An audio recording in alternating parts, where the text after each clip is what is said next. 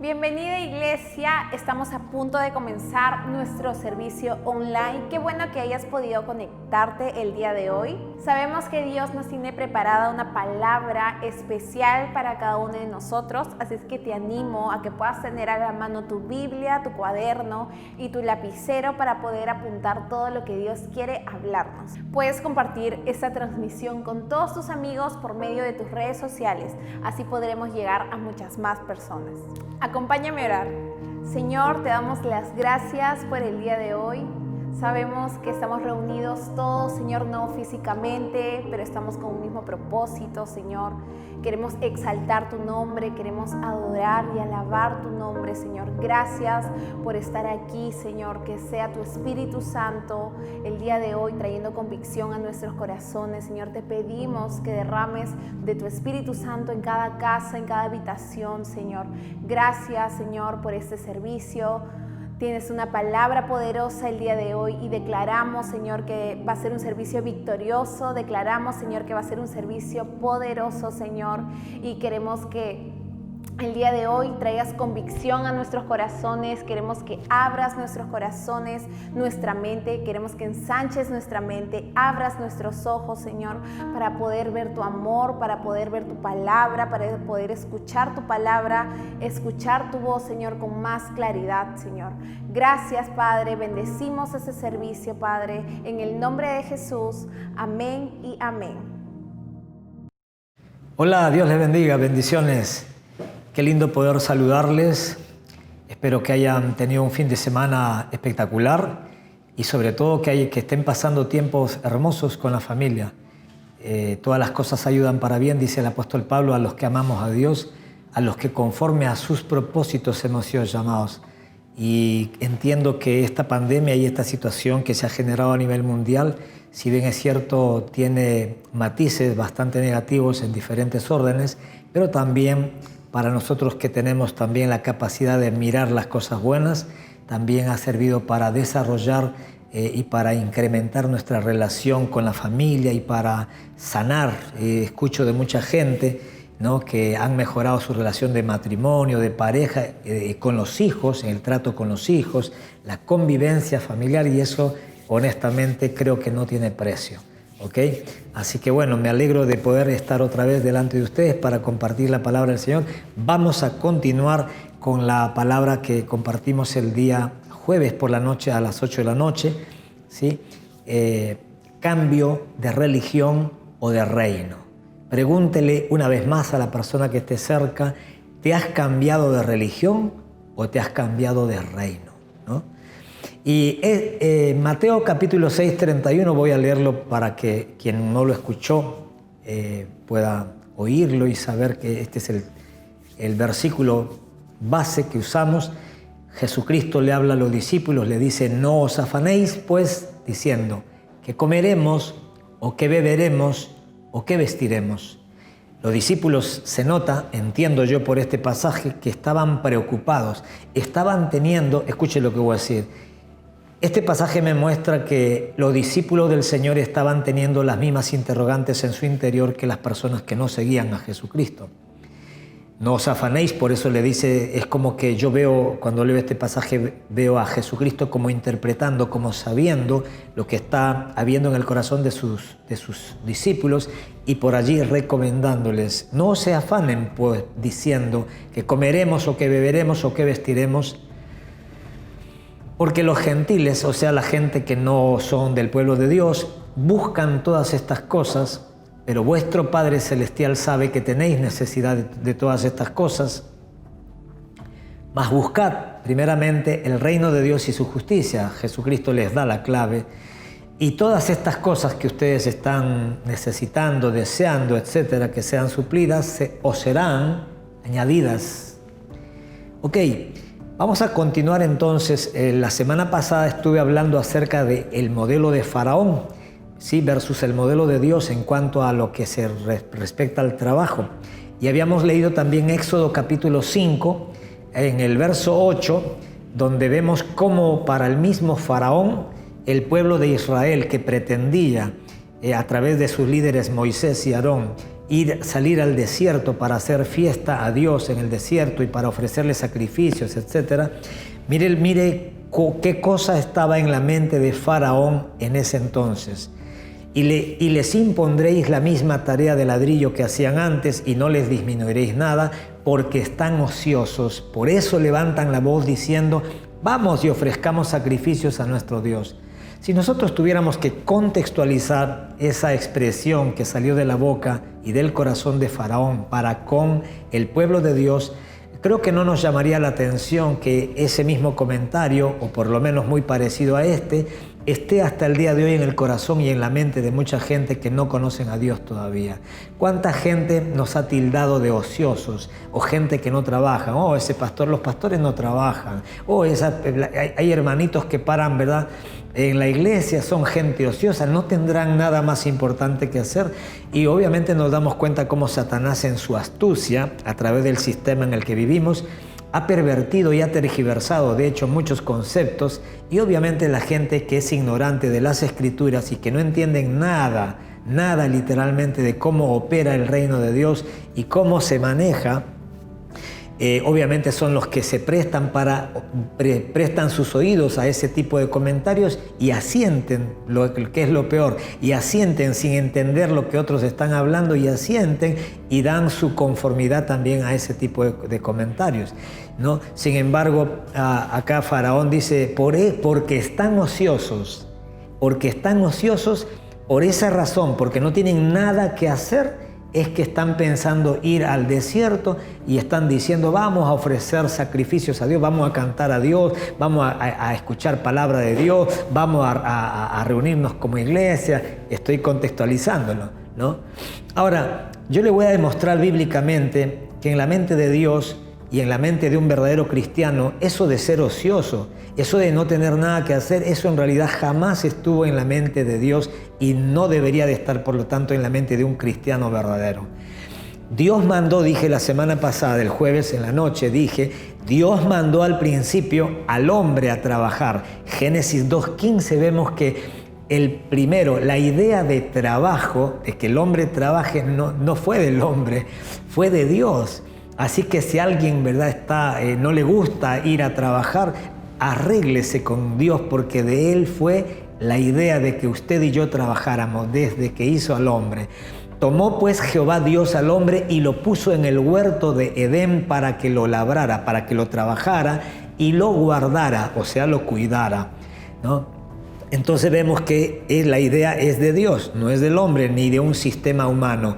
Ahora, Juan capítulo 5, 17 dice de la siguiente manera: y Jesús les respondió: mi Padre hasta ahora trabaja y yo trabajo. Mi Padre hasta ahora trabaja, refiriéndose a Dios, al Dios invisible pero real, y yo trabajo. ¿Qué me está enseñando eso? Bueno, Dios mandó al principio al hombre a trabajar. ¿Por qué? Porque Dios mismo es un Dios que trabaja. Y no solamente trabajó al principio haciendo las cosas, sino que sigue trabajando hasta el día de hoy en el corazón de muchos, y le damos gracias a Dios por ello. Como Dios es un Dios trabajador, entonces por ello es que Él manda a sus hijos a que trabajen. Dios nunca te va a mandar ni a ti ni a mí a que hagas algo que Él primero no lo haya hecho o que Él no haya estado dispuesto a hacerlo. Eso es bueno. Dicho sea de paso, eso debería de operar también ese mismo principio en nosotros. Nunca le mandes a tus hijos a hacer algo que tú mismo no hayas hecho, porque entonces, ¿qué es lo que te puede dar autoridad para hacerlo? Ahora, Dios le dio fuerzas al hombre para que trabaje.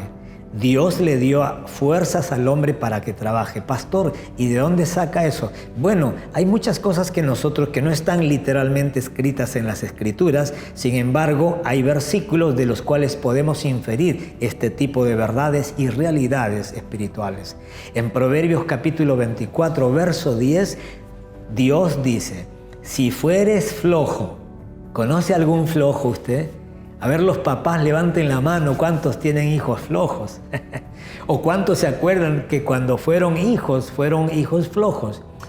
Permítame serle honesto, porque de eso se trata. No podemos hacernos ¿verdad? Que usted piense lo que no ha sido, ¿verdad? Pero cuando yo era en una etapa de mi juventud, de mi adolescencia, mire, yo me identifico con esto porque yo me acuerdo que paraba echado viendo partidos de fútbol de Alemania, que era mi equipo favorito, y de pronto mi papá pasaba, oye hijo, ayúdame a hacer tal cosa. Le dice, ay, estoy cansado. Dígale a su vecino, por favor, cualquier parecido con usted es pura coincidencia, ¿no? Porque conocen ustedes hijos, ¿cuántos de ustedes tienen hijos o hijas que cuando usted le manda a hacer algo que no es nada extraordinario, están cansados? Y uno dice, pero, y bueno, por lo menos mi padre decía, pero ¿cansado de qué? Si no has hecho nada, si estás tirado hace 2, 3 horas ahí mirando la televisión. Ahora que soy cristiano, después de muchos años de esa experiencia, de mi niñez o de mi adolescencia, ahora entiendo por qué paraba cansado. ¿Por qué? Porque dice Proverbios 24:10, si fueres flojo, si fueres un haragán, un flojo en el día de trabajo, tu fuerza será reducida. Y cuando yo leí eso años atrás, ya siendo cristiano y predicando la palabra, la luz, ¡poc! Yo dije, wow, ahora entiendo por qué yo paraba cansado. Porque Dios me quitaba las fuerzas. ¿Y por qué me las quitaba? Por una sencilla razón. ¿Qué le parece? Una sola sencilla razón. ¿Para qué quieres fuerzas? ¿Para qué quieres que Dios te dé fuerzas? O sea, te dé algo que no lo vas a usar. Oh, Señor, dame fuerzas. Perdón, ¿estabas pensando trabajar? Señor, dame fuerzas. ¿Estás pensando trabajar? No. ¿Y para qué quieres fuerzas? Si el flojo no necesita fuerzas. No necesita que Dios le dé fuerzas, porque si no va a hacer nada. Necesitamos fuerzas para hacer cosas, no para estar sentados. ¿Me estoy dejando entender? Entonces, ahora por eso que digo que Dios le dio fuerzas al hombre para que trabaje. Está clarito. Y si no trabaja, entonces Dios le quita fuerzas, porque no la necesita. Ahora, Dios estableció cuántos días trabajaríamos. O sea, Dios no solamente mandó a trabajar al hombre, sino que le dio fuerzas para que trabajara. Dios no solamente le dio fuerzas al hombre, a usted y a mí, para que trabajáramos, sino que además estableció cuántos días trabajaríamos a la semana, a los 7 días. ¿Cuántos días? 6. Éxodo 20, 9 al 11. 6 días trabajarás. ¿Quién lo dice? ¿El Ministerio de Trabajo? No, lo dice Dios. ¿Esa idea es de ahora? No, es de miles de años, desde la creación. 6 días trabajarás. Ojo, le está dando una orden. No le está diciendo, mira Adán, si te parece, si no tienes otra cosa que hacer, sería bueno, ¿verdad?, que trabajaras 2 días, 3 días, o no sé, lo dejo a tu criterio. No, Dios le dijo al hombre, 6 días trabajarás. Algunos hombres dicen, ¿por qué no tengo lo que tiene el vecino? Muy sencillo, quizás sea porque trabajas un día y descansas 6. Y el vecino trabaja 6 y descansa 1, y por eso quizás tenga más que usted. 6 días trabajarás y harás toda tu obra. ¿Qué significa esa toda tu obra? Que significa, muy sencillo, de lo que está escrito podemos inferir un pensamiento, una realidad espiritual. Porque si Dios dice que 6 días trabajemos y haremos toda nuestra obra, es porque esos 6 días serán suficientes para que usted y yo trabajemos de manera que produzcamos lo que vamos a necesitar los 7 días. Dios es tremendo. A mí me maravilla la palabra de Dios y obviamente Dios mismo, que es lo mismo. El verso 10 que dice, mas el 7º día es reposo, un tiempo de descanso para Jehová tu Dios. No hagas en él obra alguna. No trabajes, ni se te ocurra trabajar el día domingo. Tú, ni tu hijo, ni tu hija, ni tu siervo, o sea, ni tu empleado, ni tu empleada, ni tu criada, ni tu bestia, ni tus animales, ni tu extranjero que está dentro de tus puertas. Nadie tiene que trabajar ese día. ¿Por qué? Porque en 6 días hizo Jehová los cielos y la tierra. Dios trabajó 6 días. El mar y todas las cosas que en ellos hay, y reposó en el 7º día. O sea, ¿por qué el hombre tiene que trabajar 6 y descansar un día? Muy sencillo, porque así lo hizo su Dios, su Padre. Porque Dios nunca te manda a hacer nada que Él no haya hecho primeramente. Dios trabajó 6 días y al séptimo reposó. Ojo, reposó y descansó de todo lo que había hecho. Y no es que Dios se canse con cansancio, como dice Isaías, sino porque todos nosotros sabemos, ¿verdad?, que más bien Dios es el que da fuerzas al que está cansado y al que aún no tiene ninguna fuerza. Pero sencillamente reposó, o sea, dejó de hacer lo que tenía que hacer porque lo hizo todo. Pero en el caso de nosotros, Dios nos manda igual, que trabajemos 6 días y descansemos el séptimo día. Entonces, repasemos, Dios mandó al hombre a trabajar al principio. Dios no solamente lo mandó a trabajar, sino que le dio fuerzas para que trabajara. Dios no solamente le dio fuerzas para que trabajara, sino que además estableció cuántos días tenía que trabajar y también cuántos días tenía que descansar. ¿Cuántos días? 1, como lo estamos leyendo en este pasaje. Ahora, ¿y por qué tenía que descansar un día? Anote esta máxima si le gusta escuchar estas cosas. Si no, igualito guárdelo en su corazón, en un lugar muy seguro, por favor, porque puede venir, ¿verdad?, el enemigo de nuestras almas y puede robar esta preciosa semilla. Si 6 días usas el hacha, dígale a su vecino, si 6 días usas el hacha, el séptimo día afílala, porque si no te esforzarás más y conseguirás menos.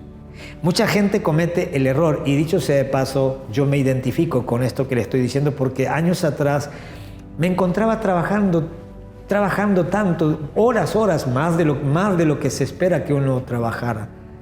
Y obviamente caí en un estrés terrible. Y lo peor de todo era que yo pensaba que estaba sirviendo a Dios, trabajando tanto para el Señor. Y trabajando tanto para el Señor, un día un pastor amigo de allá de Córdoba me dijo, pero el ministerio no tiene que matarte, el ministerio te tiene que dar vida, no tiene por qué matarte. ¿Qué estás haciendo, muchacho?, me dijo.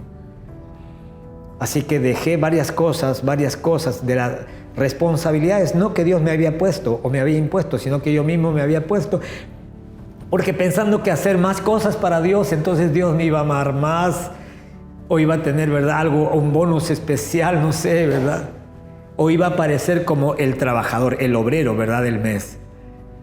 Pero eso no funciona en el reino de Dios. Así que quiero liberarte en el nombre de Jesucristo a esas personas trabajólicas. Quiero liberarte en el nombre de Jesús con esta palabra y animarte a que si 6 días usas tu hacha, el séptimo afílalo. ¿Por qué, pastor? Y bueno, porque si no te esforzarás más luego y conseguirás menos. Cuando tú estás hachando un árbol con tu hacha, llega un momento en donde tanto hachar el árbol, ese árbol se va quedando con parte del filo de esa hacha. Llega un momento donde tienes que golpear más fuerte y donde golpear más veces para lograr los resultados. ¿Qué hacen los leñadores que son sabios, inteligentes, que usan el cerebro? Cuando se dan cuenta que el hacha ya no tiene filo para cortar, ya no siguen cortando. ¿Por qué? Ya no siguen golpeando. ¿Por qué? Porque saben que están gastando fuerza en vano. ¿Cuántos de ustedes conocen ese dicho, no gastes pólvora en gallinazo? O sea, ¿cuántas veces nosotros invertimos tiempo, dinero y tesoro en cosas que no nos devuelven nada de lo que estamos invirtiendo? O sea, hacemos malas inversiones de tiempo. ¿Cuántos jóvenes, por ejemplo, invierten mal su tiempo? Si tú inviertes 4, 5 horas, 6 horas en la internet, pero en cosas que no te dan dinero, entonces estás haciendo una mala inversión de tu dinero, de tu vida. Y si tú inviertes dinero en cosas que no, o sea, solamente en cosas que se comen, por ejemplo, o sea, gastas solamente en comer, y no estás gastando, o no estás invirtiendo, en cosas que además de cuando las compras te van a generar rentabilidad, entonces estás invirtiendo mal tu dinero. Ahora escúcheme, el problema no es el mucho trabajo, porque usted seguramente se va a encontrar con gente que dice, trabajo bastante. El problema no es el mucho trabajo, sino en realidad, a la luz de estos pasajes, el poco descanso. El poco descanso también puede ser un problema que está escondido. Estoy cansado porque trabajo mucho. No, de repente usted está muy cansado, o sea, estás desmedidamente cansado porque justamente trabajas todos los días, aún el día que Dios ha determinado que descanses. Si Dios, el dueño el creador de los cielos y de la tierra, si el creador de tu vida, el que hizo tu cuerpo y el mío, dice que tu cuerpo, que todo tu ser, no solamente tu cuerpo, que todo tu ser necesita descanso un día a la semana, entonces ¿por qué no obedecerle? Muy sencillo, porque la voz de Faraón, porque el sistema de Faraón, porque como vivimos en este mundo caído, gobernado por Satanás, por Faraón, entonces nuestros trabajos también están dentro de este sistema y hemos llegado a creer que si trabajamos más, vamos a conseguir más. Error. La Biblia nos enseña todo lo contrario.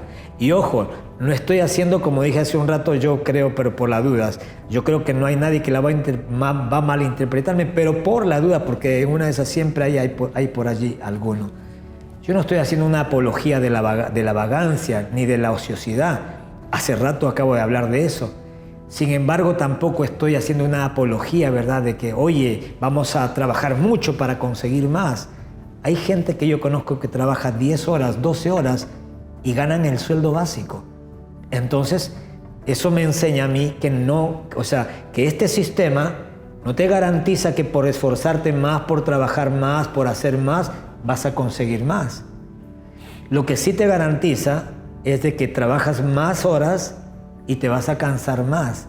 Y por eso que mucha gente llega reventado, y perdónenme la expresión un poco tosca, pero a propósito lo hago en realidad, y vas a terminar reventado de tal manera que el día de descanso, en realidad lo que menos vas a hacer es descansar. Y mucho menos vas a tener tiempo para Dios. Recuerda una cosa, en 1 Tesalonicenses 5:23, el apóstol Pablo dice que guardemos todo nuestro ser y todo vuestro ser sea guardado irreprensible para el día del Señor. Tu espíritu, tu alma y tu cuerpo, todo nuestro ser. ¿Sabe una cosa? Para Dios todo nuestro ser es nuestro espíritu, nuestra alma y nuestro cuerpo. Por eso que el día de descanso es tan importante respetarlo y considerarlo y sobre todo implementarlo como parte de nuestra agenda de vida. ¿Por qué, pastor? Porque tu espíritu necesita descansar. Jesucristo dijo, todos los que estén trabajados, vengan a mí. Mateo capítulo 11, ¿sí? Mateo capítulo 11, si mal no recuerdo, el verso 28 creo, ay Dios mío, eso no lo tengo anotado, pero me viene ahorita. 11:28 dice, venid a mí todos los que estáis trabajados y cargados y yo os haré descansar. Jesucristo no estaba invitando a la gente, ¿verdad?, para hacerle a la rurumeme. No está hablando de hacerlo descansar físicamente. Está hablando de gente que está cansada y trabajada y que por ese cansancio y trabajo, a gente trabajólica, que por el cansancio del trabajo físico tenían el alma también cansada, las emociones perturbadas, en estado de depresión, de desánimo, de desasosiego, etcétera, que produce justamente el demasiado trabajo. Y Jesucristo dice, vengan a mí todos los que están trabajados y cargados. En una ocasión lo llamo a un hermano y le pregunto, perdón, no te veo en el servicio, ¿vas a venir hoy día a la iglesia? Oh, pastor, es que anoche estuve trabajando hasta tarde y estoy tan cansado que no voy a ir, me dijo. Y yo le dije, solamente déjame recordarte, justamente si estás tan cansado y tan trabajado, vente. ¿Por qué? Y bueno, porque Jesucristo dijo, vengan a mí todos los que están cansados y trabajados y yo los haré descansar. Vente. Toma un paso de fe, da un paso de fe, vente. Y te aseguro que cuando estés en el servicio, mientras cantas, adoras al Señor, escuchas la palabra y todo, cuando salgas tú vas a sentir literalmente ese descanso en tu interior. Porque es sobrenatural, es un milagro, Dios lo hace, Dios lo hace. Entonces, el problema no es el mucho trabajo, sino el poco descanso. Ahora, en el reino de Dios, y con esto voy terminando, no avanzamos por nuestra capacidad. Hágale recordar a su vecino que tiene cerca, por si todavía lo duda. En el reino de Dios no avanzas por tu capacidad, ni por tu experiencia, ni por tu inteligencia, o porque eres, qué sé yo, ¿verdad? El nuevo Einstein, sino por su poder y su sabiduría. Usted no avanza realmente en el reino de Dios, o sea, por tu capacidad, sino por su poder y por su sabiduría. En Zacarías capítulo 4, verso 6, el profeta dice: entonces respondió y me habló diciendo: esta es palabra de Jehová a Zorobabel, que dice: no con ejército ni con fuerza, sino con mi espíritu, ha dicho Jehová de los ejércitos. Y yo quiero decirte a ti, ¿sí?, a usted que me está escuchando, de parte del Señor, quiero decirle: no es con tu capacidad, no es con tu fuerza, es con el poder del Espíritu Santo actuando dentro tuyo y a través tuyo. No es con tu sabiduría humana, es con la sabiduría celestial que vas a hacer cosas extraordinarias. Así que nosotros vemos entonces que el modelo de Dios nunca podrá ser superado por ningún otro modelo, ya que aunque Él no quiere un pueblo ocioso, sino diligente y responsable, sin embargo tampoco está esperando que sus hijos sean unos trabajólicos y que confíen como Adán en el sudor de su frente, ¿no? Y que justamente por confiar en el sudor de tu frente y en tu propia capacidad, cuando vienen tiempos de crisis que sobrepasan tu capacidad y tus recursos naturales, tú también estés igual que tantísima gente que está apesadumbrada, que está en verdad con incertidumbre y ahora qué hacer, ¿no? Pero cuando tú realmente has entendido que Dios no necesita, como dije la semana pasada también, Dios no necesita que las condiciones alrededor tuyo, que el contexto en el que usted vive sea el óptimo, el ideal, para que Dios cumpla sus promesas y para que Dios lleve adelante sus planes en tu vida o a través de tu vida. Dios no necesita que haya un contexto ideal para hacer sus milagros. Más bien, cuando las circunstancias son totalmente adversas y ajenas a uno y sobrepasan nuestros recursos, creo que esa es una buena oportunidad para que usted y yo echemos mano justamente de la ayuda de Dios y de los recursos del reino de Dios y podamos decir: bueno, Señor, estoy frente a esta crisis, estoy frente a esta pandemia, estoy frente a esta situación, humanamente no puedo hacer mucho, pero ahora entiendo que no es con mi fuerza, no es con mi capacidad, no es con mis títulos, es con el poder de tu Espíritu Santo que yo voy a salir de esta, porque tú me vas a guiar, tú me vas a ayudar a caminar en medio de la oscuridad. Tú alumbrarás mi camino. ¿Por qué? Porque tu palabra es lámpara a mis pies y es una lumbrera a mi camino. Para Faraón, el pueblo de Dios era un pueblo ocioso y por ello, y pensaban que por ello querían dejar de trabajar para adorar a su Dios. Escucha esto y con esto termino. Sin embargo, para Israel no era un tema de ociosidad, sino de prioridad, de necesidad y de principio de reino, o sea, de manejarse por principios de un reino que no funciona, que no opera, igual que el reino de los hombres, mucho menos que el reino de las tinieblas. Mucha gente puede pensar, ¿verdad?, que usted es un ocioso por ir a la iglesia. Mucha gente pensará que yo soy un ocioso, usted es un ocioso porque estamos en la iglesia los martes, los viernes, los jueves, los sábados, los domingos en la mañana, etc. Ellos pueden pensar que eres ocioso, pero sabes que cuando usted hable con esas personas, dígale: no es un tema de ociosidad, no es un tema de ociosidad, sino que es un tema de necesidad. Mi espíritu tiene hambre y sed del Dios vivo. Yo tengo un Dios que está vivo y mi espíritu lo sabe bien. Yo no tengo una religión, yo no me he cambiado de religión. Yo he sido trasladado del ambiente de oscuridad, de pecado y de esclavitud en el que antes vivía, gobernado por Satanás y por mis propios deseos. He sido trasladado de ese reino y de esa vida, he sido movido a un reino de luz, ¿no?, pero que opera bajo otros códigos, bajo otras leyes, que tiene otro Señor, y que tiene un destino totalmente diferente que el otro reino me ofrecía. Entonces, no es un tema de ociosidad, sino de necesidad. No es un tema de ociosidad, sino de prioridad. Por eso que Jesucristo le dijo a los discípulos: vuestro Padre sabe que ustedes tienen la necesidad igual que los otros gentiles. ¿Cierto? Yo tengo las mismas necesidades que mis vecinos que no conocen a Dios. Yo tengo las mismas necesidades que cualquier persona que todavía no conoce a Dios, de mi familia, de mis amistades, etc. Sin embargo, aunque tengo las mismas necesidades que ellos, tengo prioridades diferentes. ¿Por qué? Porque yo no salgo a buscar prioridades.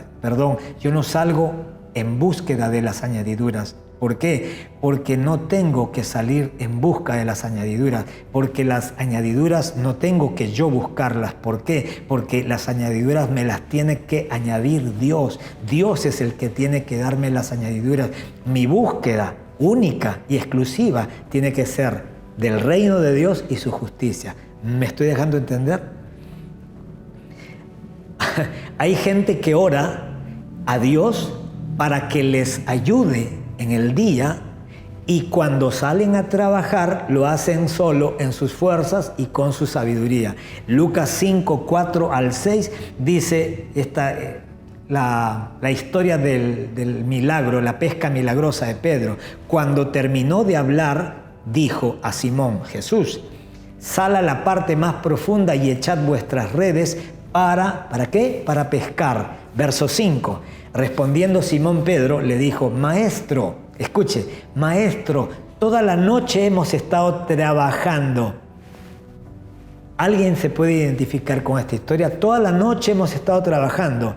Maestro, lo que estoy tratando de decirte es que si he estado trabajando toda la noche donde se supone, o sea, en el horario que se supone, que por experiencia, que según, ¿verdad?, el Ministerio de Pesca y qué sé yo, ¿no? Se entiende que ese es el horario donde deberían estar los peces y nada hemos pescado, se supone, maestro, ahora son las 6 de la mañana, ya casi las 7, el sol está en pleno. Se entiende por la experiencia y por lo que enseñan los libros de fulano y de sotano, que los peces ya no están en la superficie. Los peces a esta hora del día ya están en la profundidad del mar.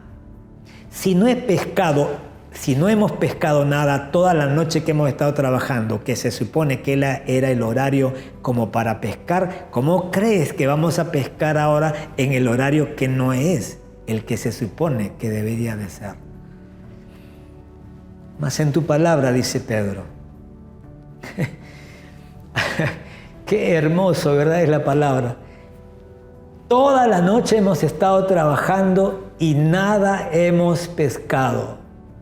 Y después de habérsele venido de pronto todas esas cosas que yo acabo de hablar a su mente y en su corazón, mas en tu palabra echaré la red.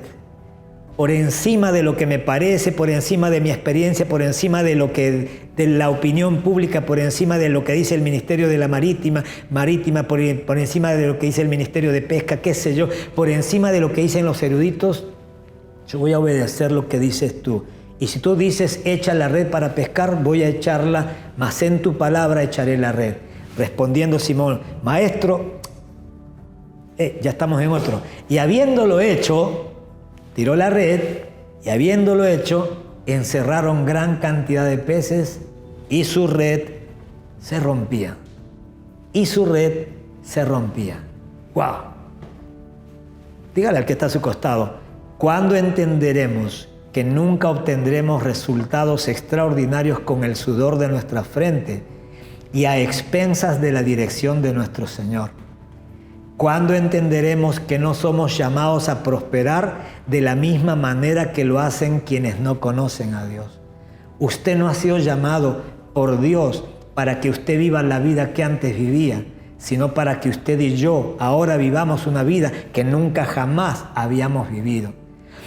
Para que ahora nosotros tengamos experiencias como la de Pedro, sobrenaturales, en donde literalmente no tengamos ni siquiera un motivo como para hablar de nuestra experiencia, de nuestro cartón, de nuestro certificado, de lo que hayamos hecho nosotros, sino solamente vendrán momentos en el nombre de Jesús en donde solamente tendremos que dar testimonio de todo lo que Dios hizo sin que nosotros hagamos gran cosa. Eso es un milagro de Dios. Eso solamente sucede en el reino de Dios. Cuando usted, aunque está en este mundo, ya no vive según el sistema de este mundo, sino que literalmente decides estar en el mundo, pero vivir bajo el gobierno del Señor Jesucristo y bajo el gobierno de sus leyes, de sus principios, bajo la dirección de su precioso, maravilloso y poderoso Espíritu Santo. ¿Eres un hijo de Dios? Sí, pastor. Vas a tener que aprender a vivir entonces y a hacer las cosas a la manera de tu Padre y no a tu manera, si quieres ver provisión sobrenatural en tiempo de crisis. Vamos a orar. Vamos a orar. Padre, en el nombre de Jesús, te damos gracias por esta mañana hermosa. Gracias porque ya se está yendo el invierno y el sol, Señor, de justicia está alumbrando nuestros corazones.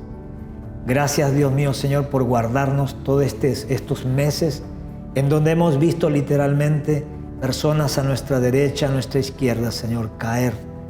Mas tú, Señor, nos has sostenido en pie, nos has guardado y nos has librado, Señor, de toda enfermedad y de toda situación.